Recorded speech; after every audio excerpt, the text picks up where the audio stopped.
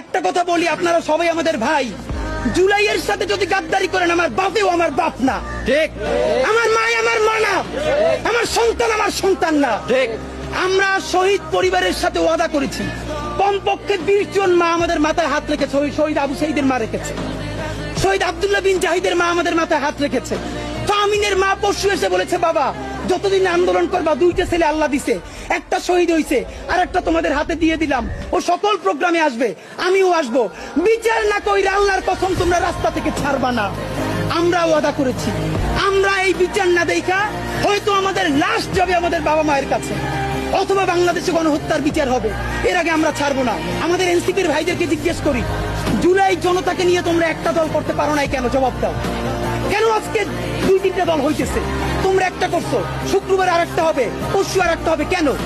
তোমরা কেন একা একা মাস্টার মাইন্ড হইতে গেলে আমারে বলো। ঠিক। তোমরা কেন বললো না এই আন্দোলনের মাস্টার মাইন্ড 18 কোটি জনগণ? ঠিক।